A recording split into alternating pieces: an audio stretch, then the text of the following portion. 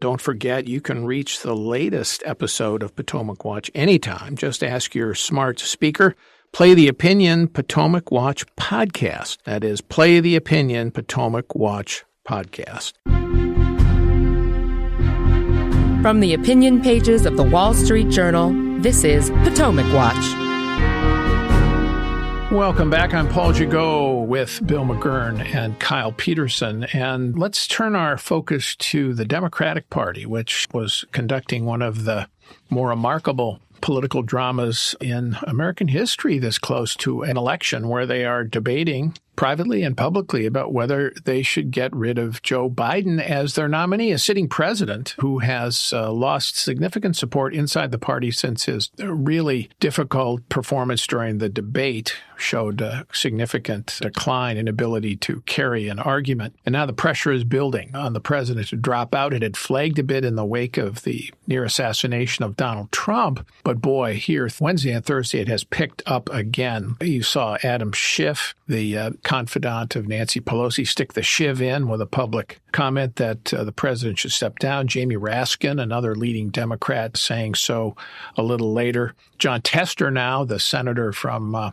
Montana in a very tough race, says the same thing. Meanwhile, leaks coming out about Hakeem Jeffries, the House leader, Chuck Schumer, the Senate leader, Nancy Pelosi, the former speaker, and then the killer from Barack Obama. News leaks, not confirmed, but none of these people have denied that they have also either spoken directly to the president or have made it clear that they don't think the president can win. Bill?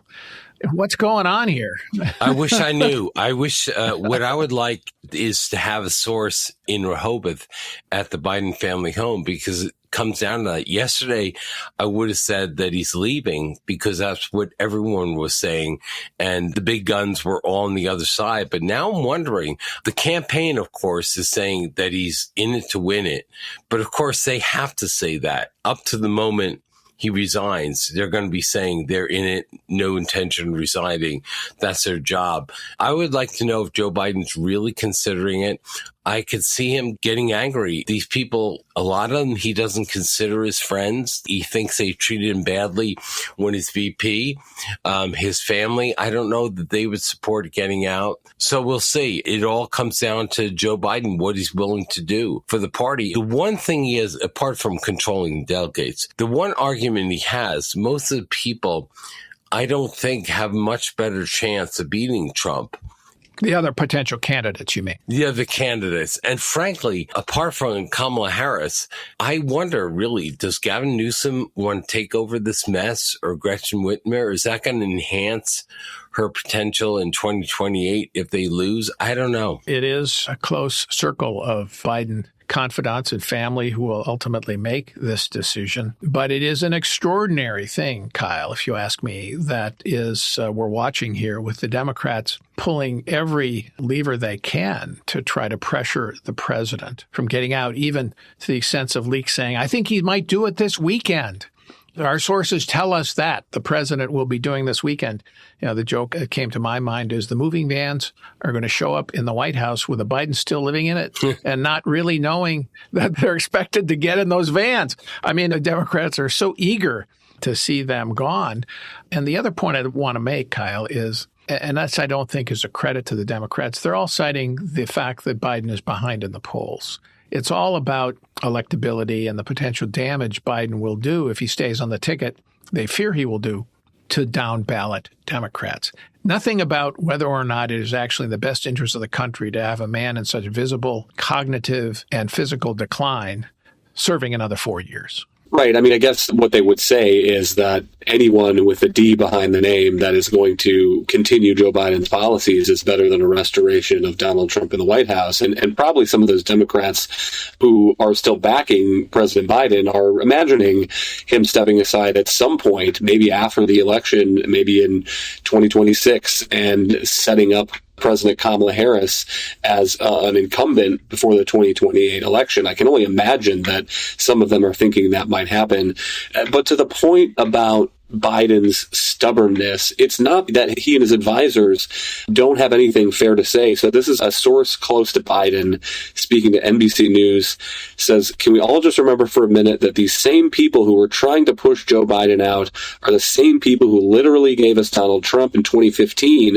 Obama, Pelosi, Schumer pushed Biden aside in favor of Hillary. They were wrong then, and they are wrong now. And that's a reasonable point. There's a reasonable argument that if President Biden had been the nominee in 2016, taking over from Barack Obama, that he would have won that election that Hillary Clinton lost. But I just think that the situations have so visibly changed, and voters can see the condition that President Biden is in now as an 81-year-old, and the idea that he is going to stay in office in control of the military, the U.S. military, until he's 86-year-old, I think just doesn't wash with a lot of people. And so I agree with Bill. It is hard to predict this one because it rests so much on how one person feels when he wakes up on Saturday or Sunday morning, whenever they do it this weekend, and when they have this conversation with he and his wife Jill and his other senior advisors. Yeah, it is extraordinary. But more and more people,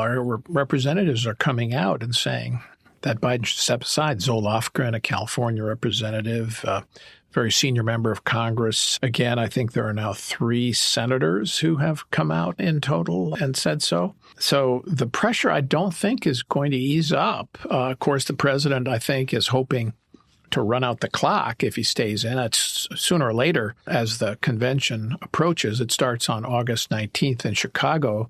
At some point, the Democrats, if Biden doesn't leave, they will just have to say, well, I guess we'll accept it. Meanwhile, they'll have all of those comments in public that the Trump campaign can use one after another saying, Joe should drop out, Joe should drop out, Joe should drop out. I mean, any idiot could write that TV ad. Bill, I guess the question, just to follow up here and finish up, Kamala Harris. The question is, does she have a better chance of beating Donald Trump or not? I mean, the polls show she's a couple of points ahead of Biden when it comes to Donald Trump. I think you can make a case that there'd be more enthusiasm for her, that they could unite behind her.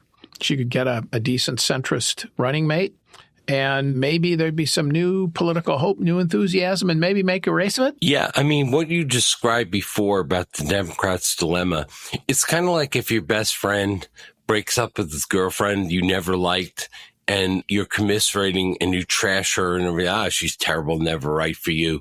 What a jerk. And then he gets back together with her and he marries her. Then you're kind of stuck. You're on record, and that might be the Biden position. Every time there's a new face, they enjoy some better PR because people don't know them. But Kamala has a lot of things on her plate. The border being at the top of the list, her inarticulate word salads, her support for bailing out people rioting and so forth. I'm not sure she's going to project well. Remember, in the Democratic primary for president in 2020, she had to back out before a single vote was cast because she didn't get support. She didn't even get support from the Black community, which largely went to Joe. So I'm not sure whatever positive bump she gets, it lasts very long. Okay, we will see what the weekend brings in the Democratic presidential drama. We'll be back next week on Potomac Watch, as we are every day. We sure appreciate your listening. Thanks to Kyle and thanks to Bill. See you next week.